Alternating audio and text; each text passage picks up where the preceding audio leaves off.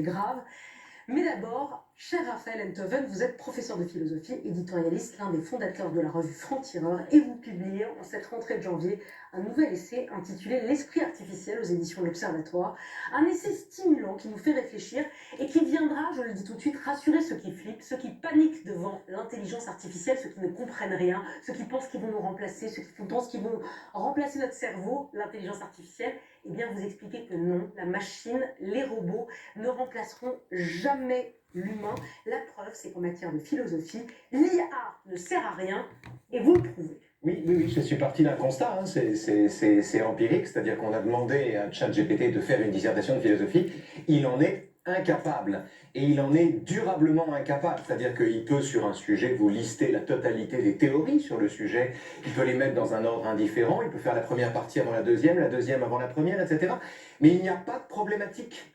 L'atome de pensée qui s'appelle une problématique, qui consiste à trouver un problème sous une question, qui est le travail de l'élève de terminale, c'est ce qu'on apprend toute l'année de terminale, faire des problématiques.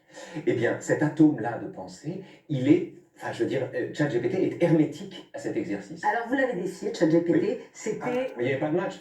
Attendez, ouais, c'était sur l'épreuve, il y a des gens qui ont passé l'épreuve de philo du bac, du dernier bac en juin dernier. Vous passez l'épreuve avec ChatGPT, oui. Vous rendez les copies oui. et vous êtes corrigé. Voilà. Le sujet, c'était « Le bonheur est-il affaire de raison ?» Oui. Et vous avez, Raphaël Enthoven, défoncé ChatGPT, puisque ChatGPT a eu 11 sur 20. Et vous avez eu combien? J'ai eu 20, mais c'est fatalement... En fait, je vais te dire, dans cette histoire, les deux ont été surnotés. Il ne méritait pas la moyenne. C'est ce que je voulais dire. Il ne méritait pas la moyenne parce qu'il n'y avait pas de problématique, il y avait une addition de doctrines sans intérêt. Et je ne méritais pas 20 parce qu'aucune copie ne mérite 20 en philo. Mais en revanche, ce qui est vrai, c'est que la machine est totalement inapte à l'exercice qui consiste à penser. Moi, par exemple, le sujet, c'était « Le bonheur est-il affaire de raison ?» Quand vous faites un peu de philo, vous écoutez ce sujet, etc., et vous vous dites qu'il faut trouver la problématique, et vous vous dites, le bonheur c'est un sentiment. Comment un sentiment peut-il être affaire de raison? Est-ce que c'est pas contradictoire? Et vous avez là un atome de pensée qui permet de construire une dissertation, colonne vertébrale, première partie, deuxième partie, et ça fonctionne. Ça, ce petit exercice-là, cette petite question, cette petite bifurcation, la machine en est incapable. C'est-à-dire que vous vous dites que le grand remplacement du prof de philo ne va pas arriver, on aura pas toujours le vieux prof de philo avec son pantalon bleu. Mais attention, tout le reste. Non, mais il y a eu la grève des scénaristes à Hollywood, les journalistes, les comptables, les avocats, tout le monde flippe que si j'ai un problème juridique, au lieu d'appeler mon avocat et d'avoir un humain, je peux le rentrer sur ChatGPT. Il est meilleur que tout le monde. Léa, moi je ne nie pas l'importance de la révolution de l'intelligence artificielle. J'aimerais bien dire GPT plutôt que GPT, franchement. Le chat, tu es le premier à la faire.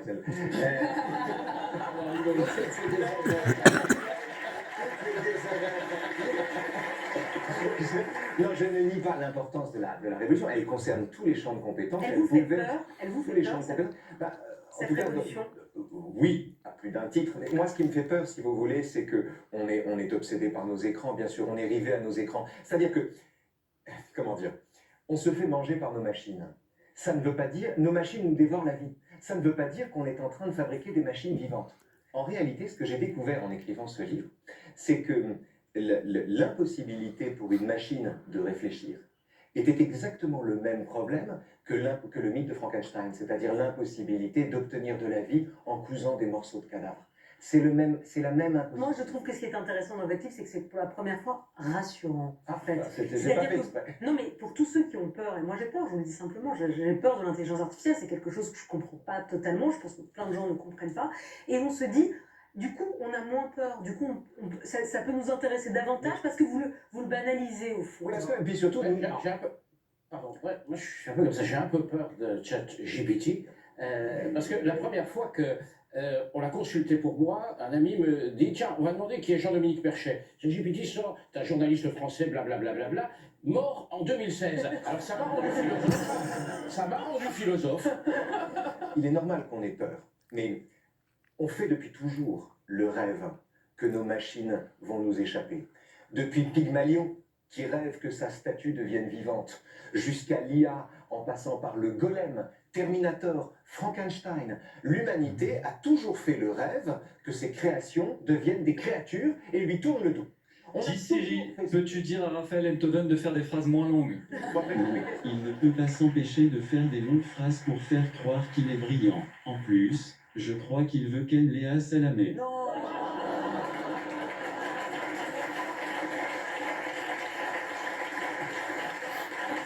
Ah non. Pour continuer, on n'a rien Je entendu. ne peux plus rien dire. Non, mais ce que vous dites, Non, je veux dire, effectivement, on a toujours fait le cauchemar que nos machines nous échappent. On a toujours fait le cauchemar Terminator, le cauchemar Frankenstein. On a toujours fait ce cauchemar-là. Et en fait, c'est un cauchemar qui renseigne sur nous-mêmes plus que sur ce dont nous sommes capables. Nous n'avons jamais réussi à créer une machine qui nous remplace. Mais on a toujours fait ce cauchemar-là. Pourquoi? Parce qu'on se prend pour Dieu. Parce qu'on rêve, tout ça, parce qu'on se met. Quelle est la seule instance dont les créations sont des créatures qui finissent par lui tourner le dos? C'est Dieu. On se prend pour Dieu. Il y a beaucoup plus d'orgueil que de crainte dans le cauchemar que nos machines nous c'est pas échappent. mal, hein, Jean-Dominique. Ah ouais, ça Ça m'impressionne. vous plaît, ça? Ah C'est ouais, un peu beaucoup. philosophe, non? Ah ouais, non, c'est vraiment... Marc Simoncini. C'est vraiment... Oh là là. Il n'est pas d'accord? Non, mais c'est pas ça, c'est que bien sûr c'est brillant, mais les machines sont pas faites pour devenir philosophes et pas même pour comprendre l'humain et pas faites pour comprendre la vie. Elles Et sont là l'amour. pour résoudre des problèmes.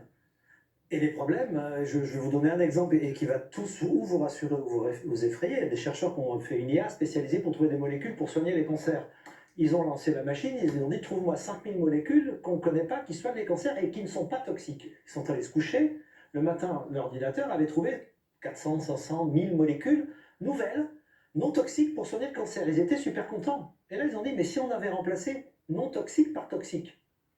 Ils ont changé le paramètre, ils ont réappuyé, ils sont revenus le lendemain, et la machine avait créé 1500 poisons dont on n'a aucune antidote. Putain. Et le mec a dit, mais merde, qu'est-ce que j'ai fait, quoi? Donc il a éteint la machine, il est parti aux États-Unis voir les instances politiques en disant, qu'est-ce que je fais? Parce que si ça tombe dans les mains de n'importe qui, il crée 1000 poisons dont personne ne connaît l'antidote. Mais ça crée aussi Raphaël 1000 Enthoven. molécules. Mais c'est la crainte, pardonnez-moi, c'est la crainte du créateur de l'IA qui dit si ça tombe entre de mauvaises mains, Et bien voilà. C'est- Donc ça va être le une- débat, c'est ça. ça C'est va être est-ce une que l'homme va catastrophe. être capable Le débat contrôler ça ou pas. ne porte que sur l'utilisateur. Exactement. Et non pas sur les moyens Mais- de contrôler ce qui nous échappe, non pas sur les moyens de contrôler ce qui nous échappe, mais sur les moyens de nous contrôler nous-mêmes, Ah oui. de ne pas nous laisser nous-mêmes hypnotiser par des écrans dont on a ensuite envie de penser qu'ils sont vivants. Non, c'est pas parce qu'ils nous mangent notre vie qu'ils sont vivants eux-mêmes. Qu'est-ce qui vous a donné envie de philosopher? Ça vient de l'enfance? À quel moment vous avez dit... Un jour, vous êtes enfant, vous avez peur. Vous avez peur. Vous avez peur des grands, vous avez peur du noir, vous avez peur de la nuit, vous avez peur, vous vivez dans la peur et vous essayez. Votre vie n'est qu'une longue gestion de vos peurs, en fait. Pour tout le Et- monde ou juste vous? Je ne sais pas. Les philosophes. Là, il parle de lui. Il faudrait qu'on parle un peu de lui. Et vous êtes enfant, vous avez peur. Je dis. Et puis un jour, vous tombez, alors en ce qui me concerne, moi c'était la comtesse de Ségur, mais il y avait d'autres possibilités. Vous tombez dans des livres, sur des livres qui décrivent vos peurs, qui racontent vos peurs. C'est pas qu'ils vous apportent la solution, c'est qu'ils explorent avec vous vos peurs. Et vous découvrez que vous n'êtes plus seul. La peur que vous croyez être seul à avoir, en réalité, elle est partagée par des milliers de gens et dont la plupart sont morts. Et vous découvrez à ce moment-là que les livres vous permettent d'entrer dans une famille beaucoup plus large que la vôtre. Et c'est comme ça qu'on entre en philo. Enfant, ado, vous avez toujours eu ces questionnements philosophiques existentiels. Vous avez toujours fait des phrases longues ou à un moment vous jouiez à la Game Boy et vous regardiez un porno comme tout le monde. Non, j'ai tout fait ça. C'est pas la même période. Je veux dire, d'abord la Game Boy et le porno, c'est pas la même période. C'est pas la même période. Regardez des pornos parlants. Voilà. C'est pas facile. Mais est-ce que c'est vrai que vos parents vous demandaient de faire des phrases longues si vous avez, pour avoir le droit de regarder qu'à 2000? Non, c'est que j'avais un très mauvais goût cinématographique et de séries. J'aimais vraiment j'aimais les films les plus. Je n'aimais que le grand spectacle, j'aimais les films de baston, j'aimais ça. Et seulement, au lieu de me dissuader de mon mauvais goût, mon père a eu l'idée de génie de me dire eh bien, pour avoir le droit d'aller voir ces films de merde, il va falloir que tu me donnes une bonne raison. Et donc je devais me casser la tête à chaque fois pour montrer que tel film était en fait une parabole sur la volonté de puissance, etc.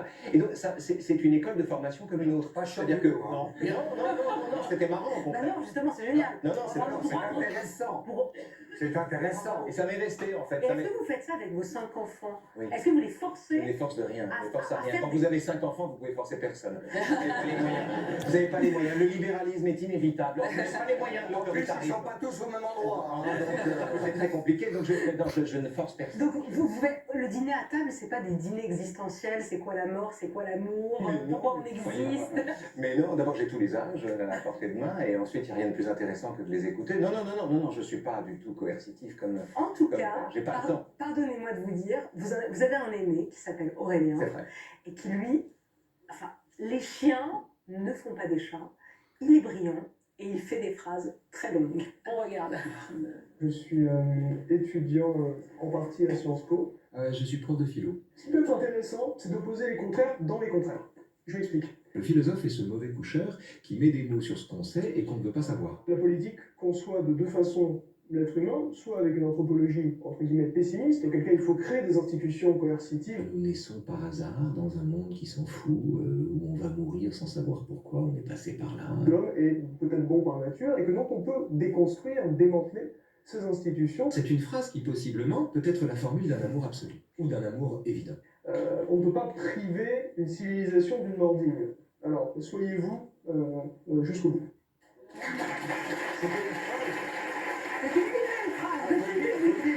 C'était une seule phrase coupée. Une seule phrase, ça me va. Il est brillant. Il est brillant, tout à fait. Très brillant, et il se pose surtout plein de questions, et puis il a surtout ce truc merveilleux, c'est que sa phrase préférée dans la vie, c'est de dire à l'autre, vous avez raison. Et ça, c'est formidable. C'est-à-dire, dans une discussion, c'est quelqu'un qui aura l'impression d'avoir remporté une victoire, quand en s'adressant à l'autre, il dira, ah non, sur ce coup-là, c'est vous qui avez raison. Ça fait de lui un interlocuteur génial. Est-ce qu'on peut être philosophe, Raphaël Enthoven, en étant heureux? Oh oui, c'est pas du tout incompatible. Que la philosophie, la nécessité de penser nous vienne d'un grand désarroi, d'une grande inconnue. On est là, on ne sait pas pourquoi, on est né par hasard dans un monde qui s'en fout. Bon, voilà. Alors évidemment, le point de départ n'est pas joyeux. Mais qu'en revanche, on soit philosophe et heureux, oui, bien sûr, ça c'est possible. La question, c'est plutôt de savoir si on peut être heureux quand on est heureux. Parce que, avez-vous jamais été heureux, Léa, sans qu'une petite voix vous dise à l'oreille, dépêche-toi ma grande, ça va pas durer. Tout le temps. Et voilà, on ne peut pas être heureux sans être inquiet. Donc la vraie question, c'est comment faire pour être heureux quand on est heureux. Est-ce qu'on peut être philosophe et être beau gosse? Ah bah Cyril avait raison, on y vient, ça y est. Regardez mon fils. Est-ce qu'on peut être philosophe et regarder les Marseillais et Koh-Lanta? Oui, Est-ce qu'on peut être philosophe et aimer la même personne toute sa vie? oui. J'ai pas dit que c'était mon cas. Est-ce qu'on peut être philosophe et être ministre de l'Éducation nationale? Oui, je pense, mais l'engagement politique est quand même un problème, parce que quand vous entrez dans une majorité ou dans une équipe gouvernementale, il y a un principe de solidarité qui quand même rentre en contradiction avec le fait que quand vous êtes philosophe, à la fin d'une vérité, vous regardez quand même la vérité d'en face. Ça ne veut pas dire que vous y adhérez, mais Mais ça ça veut dire vous que... plairait si on vous proposait d'être un ministre de l'Éducation nationale? Honnêtement, j'ai mes enfants dans le privé, donc je n'y risque pas. Et puis là, et puis non. L'esprit artificiel aux éditions de l'Observatoire. Et vous êtes sur scène jusqu'au 5 février. C'est prolongé. C'est prolongé? Ça marche très bien. Ça a commencé en octobre, ça fait déjà un mois et c'est prolongé. Camille par Enthoven. C'est votre premier one-man show, vous parlez de Absolument. Camus. C'est un seul en scène où je parle de Camus avec amour. Et vous, c'est au Théâtre Libre à Paris. Allez, tout de suite